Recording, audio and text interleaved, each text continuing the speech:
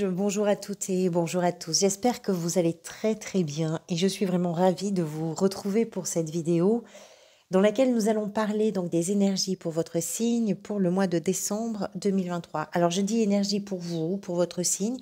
Évidemment, vous le savez, c'est à condition que vous vous reconnaissiez dans ce tirage et à condition que ce que je vais dire ait du sens pour vous. Merci en tout cas pour votre présence et pour votre bienveillance. J'apprécie énormément nos rendez-vous mensuels. Merci d'être là avec moi et de les honorer. Alors, pour ce tirage, on va parler tout d'abord des arcanes majeurs. Vous avez ici le soleil. C'est une carte importante. Elle était sortie lors de votre tirage semestriel. Importante, pourquoi? Parce qu'elle peut être une sorte de fil conducteur pour vous, si tout ça a du sens, bien sûr. Ça peut être à la fois une énergie ressource, ça peut être votre quête, ça peut être une énergie dominante, une énergie motivante. On va voir ça.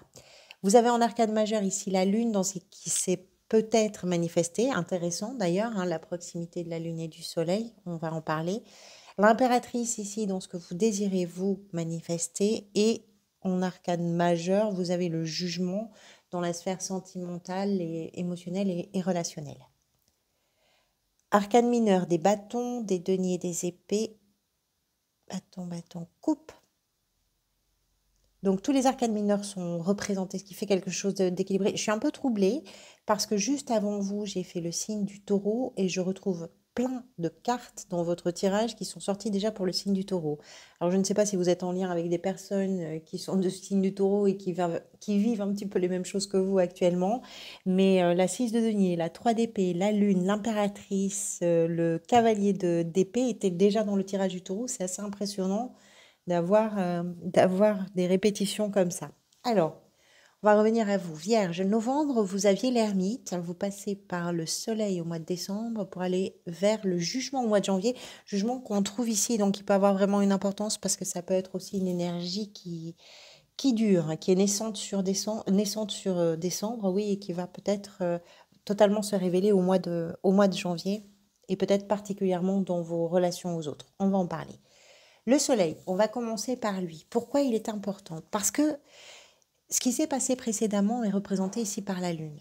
On va en parler. La lune nous explique qu'il y a eu une période de flou complet pour vous. Le flou, ça demande, ça nécessite de ramener un petit peu de lumière. La lune, c'est ça, c'est-à-dire que la lune, on va pouvoir suivre son chemin dans la nuit à condition que la lune nous éclaire, et la lune peut nous éclairer à condition que le soleil reflète sa lumière sur elle. Donc effectivement, pour sortir de la nuit, du brouillard, du flou, on a besoin de luminosité. Je ne sais pas ce qui peut-être s'est passé pour vous. Ce qui est sûr, c'est que c'est sans doute en conséquence de ce qui s'est passé pour vous que décembre vous pousse à chercher la clarté, la clarification, la chaleur, l'optimisme, la joie, le plaisir peut-être dans le quotidien, peut-être dans des toutes petites choses, mais d'une façon très générale.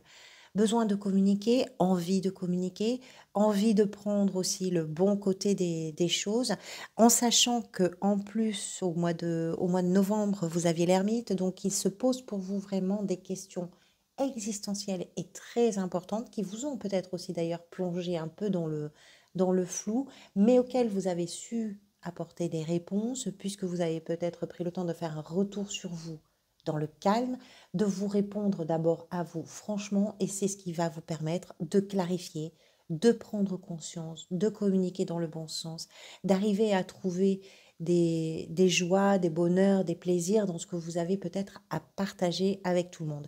Alors c'est une énergie très optimiste, c'est une énergie également vitale, c'est une énergie qui est puissante en termes de lumière, de chaleur et de tout ce que ça peut provoquer. Et c'est peut-être ce que vous cherchez. C'est pour ça qu'elle peut être importante. Le potentiel, vous l'avez en vous. Et la vie vous pousse aussi dans ce sens-là. Alors, ici, 3 cartes. Habituellement, vous le savez, il n'y en a que 2, mais les 3 ont vraiment sauté en même temps. Impossible de... Pardonnez-moi. Impossible de trancher, de savoir qui choisir. Donc, j'ai pris les 3. La 6 de bâton, la 6 de denier, la 3 de coupe. On est en présence de quelque chose d'assez important pour vous. Pourquoi? Parce que là, on parle de votre état d'esprit et que votre état d'esprit est tourné vers C'est vraiment un peu comme les taureaux, vers la réussite. Alors, c'est pas une réussite. Je parle pas d'un match, je parle pas de sport. C'est pas quelque chose de challengeant comme ça. Je pense que c'est quelque chose d'important pour vous parce que c'est quelque chose qui va vous permettre de vous situer par rapport à un environnement, par rapport à d'autres personnes. Avec la 6 de denier, on comprend qu'il y a concrètement des choses à poser dans la matière pour permettre un bel équilibre, une belle harmonie dans les relations, dans les liens, dans les engagements, dans ce qui est important à la fois pour vous, mais à la fois pour les autres, et qu'il y a quelque chose de victorieux, peut-être aussi parce que vous clarifiez les choses, et particulièrement si c'est en lien d'une façon ou d'une autre avec un événement qui a pu être douloureux. La 3 d'épée, ici, représente... Alors, la 3 d'épée est une carte qui est associée à des thèmes qui sont liés au deuil, qui sont liés à la séparation, à la rupture, à l'humiliation, au chagrin, à la solitude, à quelque chose qui est douloureux d'un point de vue. C'est un cœur qui est transpercé, c'est un cœur qui est en miettes. C'est un cœur qui s'est pris 3 épées. Les 3 épées sont venues se planter et il va falloir se relever de ça. Donc il a pu y avoir quelque chose qui a provoqué chez vous une sorte de confusion, qui vous a amené aussi à prendre le temps de réfléchir correctement à votre situation, à ce que vous aviez envie de vivre et ce que vous aviez envie de faire de la situation qui s'est présentée. Alors, je ne peux pas vous dire que je vous sente, enfin dans le tirage en tout cas, c'est pas comme si vous étiez totalement submergé par les émotions. Mais quelque chose de douloureux vous pousse à trouver un équilibre et à réussir à l'établir. C'est peut-être pourquoi ça peut être une victoire pour vous ou une réussite, parce que c'est peut-être quelque chose que vous n'aviez pas su faire avant. Et le fait de réfléchir, de vous poser les bonnes questions, d'apporter les bonnes réponses, de clarifier également, ben c'est quelque chose qui va vous permettre aussi de vous sentir peut-être un petit peu mieux et qui va vous permettre d'avoir le sentiment en tout cas d'avoir réussi quelque chose. Et c'est aussi, alors, c'est pas qu'une réussite personnelle. La présence d'un entourage est assez remarquable ici. Je pense que ce qui se passe pour vous n'implique pas que vous. C'est vous avec d'autres. C'est vous avec peut-être une personne ou plusieurs personnes. Mais je pense que c'est vous au sein d'un collectif, d'un groupe, d'une famille, voilà. C'est vous avec d'autres. Et le fait de clarifier, de poser les choses pour que ce soit juste, pour que chacun puisse se trouver à sa juste place, c'est aussi quelque chose qui va être salué par l'environnement, par le groupe, par la famille, voilà. Donc, la Lune, comme je vous disais, la Lune nous explique effectivement qu'il a pu y avoir une période sensible d'émotions, de peur, d'angoisse, d'inquiétude, parfois des choses qui viennent réveiller et titiller les phobies. C'est quelque chose qui... Il s'est peut-être passé une situation qui vous a poussé à aller vers la clarification. Parce que sous le coup d'une émotion, pourquoi pas sous le coup d'un événement douloureux, ou d'une émotion qui est peut-être passée déjà, mais qui a été douloureuse et qui tout d'un coup rejaillit dans votre présent pour une raison X ou Y, la Lune nous explique que vous avez été peut-être un petit peu dépassé parce que vous n'arriviez pas à voir clairement les contours de ce qui était en train de se dessiner. Donc ça peut effectivement réveiller des démons, ça peut paniquer, mais je pense ça c'est derrière vous. Vous avez su gérer parce que vous avez eu la sagesse de l'ermite et vous avez eu la sagesse de vous dire je ne peux pas vivre cette situation sans m'exprimer, sans m'engager, sans clarifier, sans parler. Je pense qu'il y a quelque chose comme ça. Parce qu'avec l'ermite, on est sur un retour vers soi. Ici, avec le soleil, on est sur une ouverture. Donc, vous allez vraiment vers des échanges, vers un partage, vers tout ça.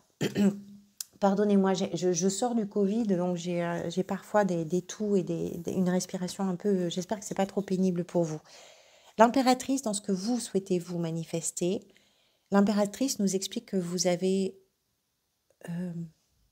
besoin d'être créative et créatif, que ce qui est important pour vous dans vos engagements, c'est quelque chose qui vous tient particulièrement à cœur et que dans ce qui est important, dans ce qui vous tient à cœur, vous avez envie de mettre en place quelque chose de nouveau.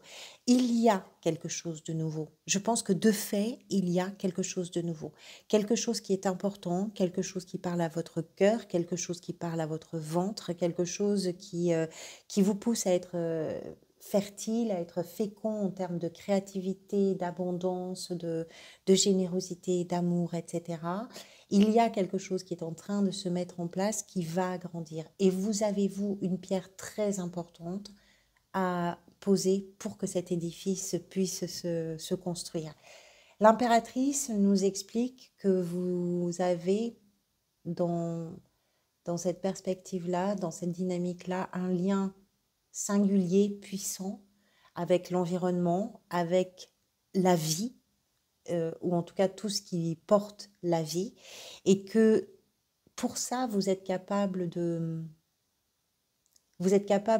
vous positionner très fortement face à l'adversité, d'une façon ou d'une autre. Alors, ça ne veut pas dire qu'il y a de l'adversité, ça veut simplement dire que si des situations venaient pour contrecarrer vos projets, votre émotion, votre idée, votre désir, ou ce que vous êtes en train là de mettre en place, en terre, en gestation quelque part, vous êtes capable de sortir véritablement les griffes.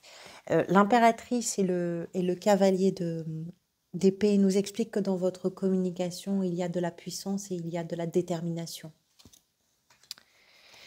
Ce qui peut venir vous aider est représenté par la 5 de bâton. Alors au moment du tirage, c'est la 5 de bâton qui a sauté, mais il y a une carte qui s'est retournée aussi, qui était la roue de fortune. Donc je la garde en mémoire pour en parler. Il y a probablement des changements et des transformations dans tout ce qui peut être éventuellement conflictuel, et ça va venir vous aider parce que les changements vont amener la sortie quelque part du conflit. Ça peut être un conflit avec des personnes, ça peut être un conflit avec vous-même. Je pencherai plutôt pour cette solution. Pourquoi? Parce que la roue de fortune m'explique que c'est comme si la vie vous mettait là en situation de régler quelque chose. Vous aviez eu l'ermite, vous avez eu le flou, vous allez vers la luminosité. Je pense que ce qui va vous aider, c'est justement de sortir de tous ces est-ce que je peux le dire, est-ce que je peux pas le dire, est-ce que j'ose, est-ce que je n'ose pas, qu'est-ce que je fais, qu'est-ce que je ne fais pas. Ça, tout ça, ce sont les petits conflits intérieurs qui sont assez stériles finalement parce qu'ils n'amènent pas forcément des situations confortables pour personne, parce que quand on est dans l'hésitation, quand on est à ne pas savoir prioriser, quand on est à ne pas savoir ce qui est important pour soi, bah forcément les autres ont du mal à se positionner puisque soi-même on est relativement instable. Donc ce qui va venir vous aider, c'est de sortir de tout ça. Sortir de tout ça, ça va passer par je pose les vrais mots, je parle clairement, j'entends clairement, je clarifie la situation, je fais ce que j'ai à faire pour équilibrer, et particulièrement dans une situation qui a pu être difficile ou douloureuse, que ce soit pour vous ou pour un environnement, et peut-être pour les deux d'ailleurs. Donc ce qui vous aide, c'est sortir de ce chahut et de cette instabilité à ne pas savoir quoi faire, où donner de la tête, quelle réponse poser.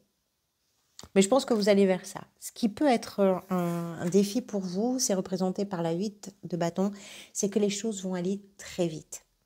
Donc ça va vous demander peut-être d'aller un peu plus vite que ce que vous auriez souhaité éventuellement, de ce que vous auriez voulu. La 8 de bâton, ça va vous obliger à foncer. Vous n'aurez pas le temps. Le temps de la réflexion est passé quelque part, j'ai envie de vous dire. Mais je pense que vous en avez conscience. Par contre, comme les choses vont peut-être s'accélérer, eh bien, il est possible que vous soyez poussé à des positionnements forts, clairs, un peu plus tôt que prévu. Voilà.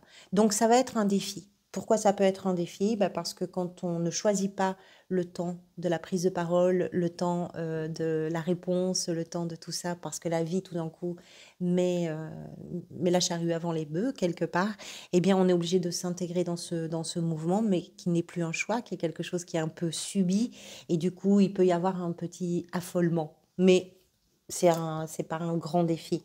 Pas du tout, pas, en tout cas par rapport à si ça vous parle évidemment, hein, par rapport à vos intentions à vous, par rapport à votre état d'esprit, c'est quelque chose qui va aller tout seul. Mais à un moment donné, vous pouvez vous sentir un peu bousculé et c'est pas forcément quelque chose qui va être agréable. Dans la sphère professionnelle, vous avez la reine de coupe. Alors, ça peut être plein de choses, la reine de coupe. Ça peut être quelqu'un dans votre sphère professionnelle, pourquoi pas. Ça peut être quelqu'un d'un signe d'eau. Les signes d'eau, ce sont les poissons, les cancers et les scorpions. Donc, quelqu'un qui va être capable de vous écouter, qui va pouvoir vous aider, qui va vous soutenir, qui est vraiment... La reine de coupe, quand on dit que c'est la petite infirmière du tarot, c'est parce qu'elle est dans le soin émotionnel. Elle fait du bien aux émotions. Alors, parfois elle a pu être un peu, on va dire, submergée par ses émotions, mais elle nous explique que c'est une reine, c'est-à-dire qu'elle arrive quand même à un niveau de maturité, de gestion, de canalisation euh, des émotions qui fait que tout d'un coup, ben, on sait comment se faire du bien. Alors professionnellement, effectivement, ça peut être quelqu'un dans votre sphère professionnelle qui peut vous aider, qui peut vous faire du bien.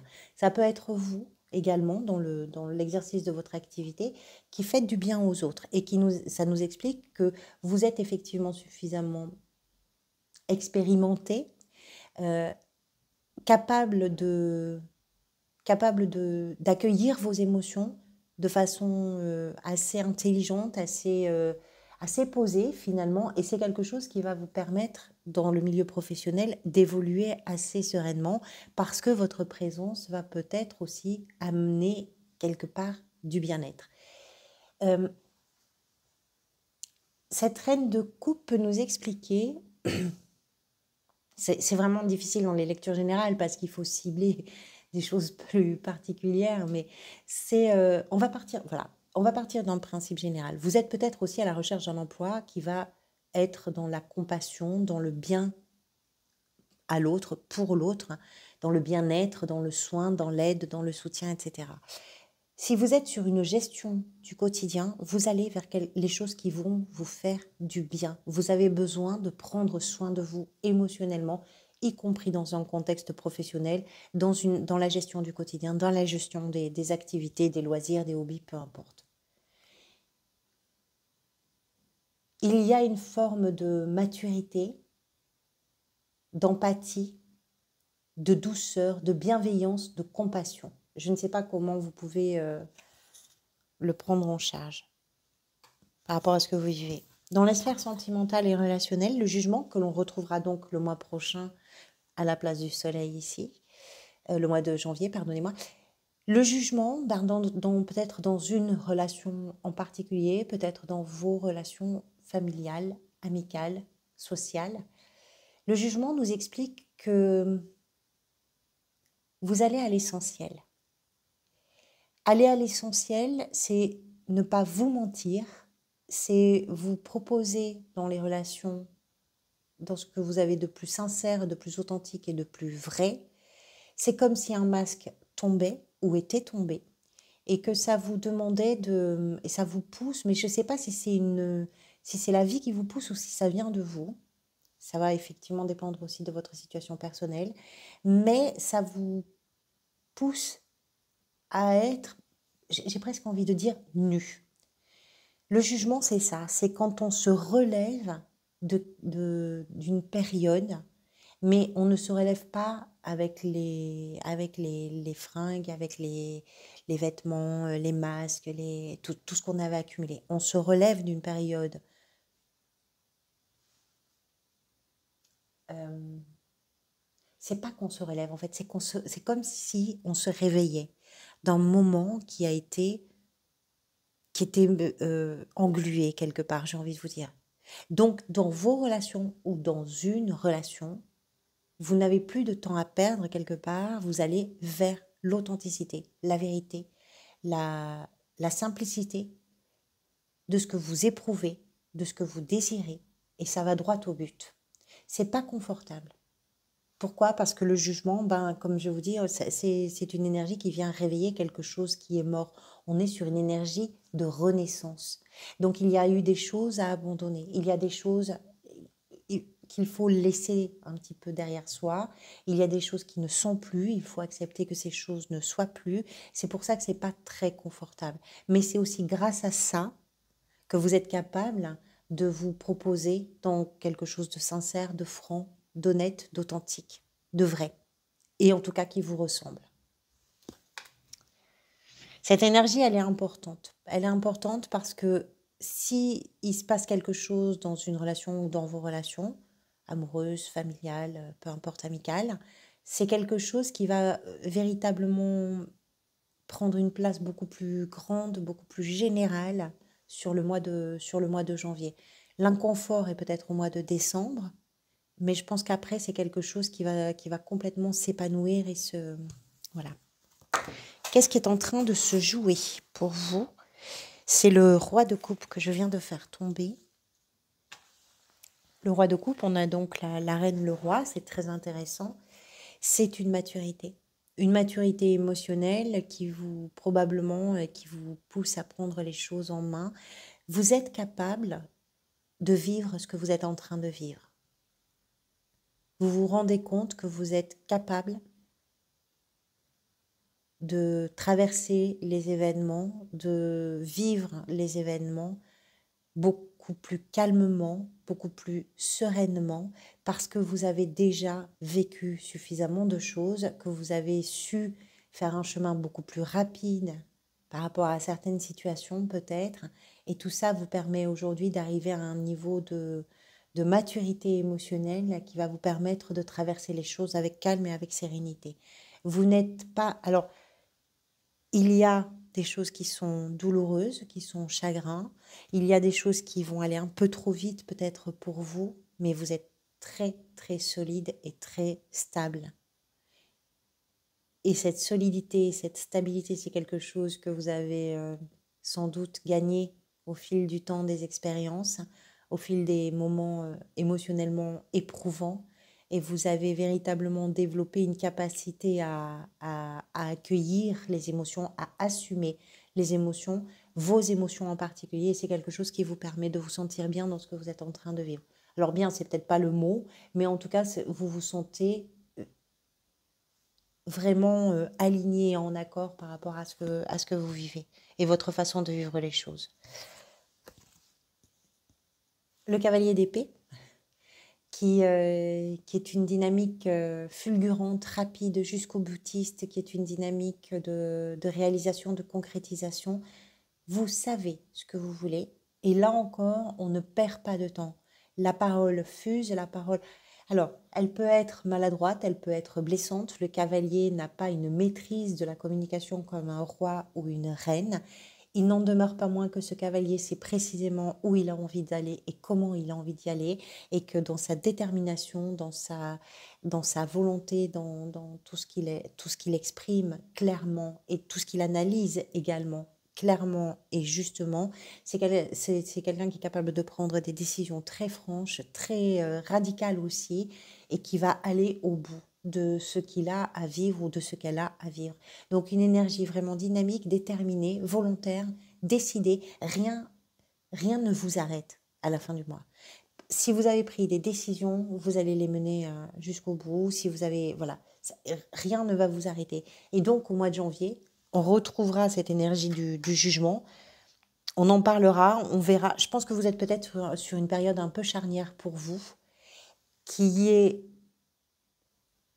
J'ai un contraste assez puissant entre des choses qui sont probablement inconfortables ici et peut-être même difficiles à vivre ici, et votre lumière intérieure qui vient clarifier tout ça. Voilà pour vous, amis vierges. Merci beaucoup pour votre présence, pour votre bienveillance également. Je vous retrouverai très certainement pour des vidéos plus courtes avant les fêtes de fin d'année. En attendant de vous retrouver, prenez soin de vous dans la mesure du possible. Prenez soin également des gens que vous aimez. Et puis surtout, profitez de l'instant présent. Je vous dis à très bientôt.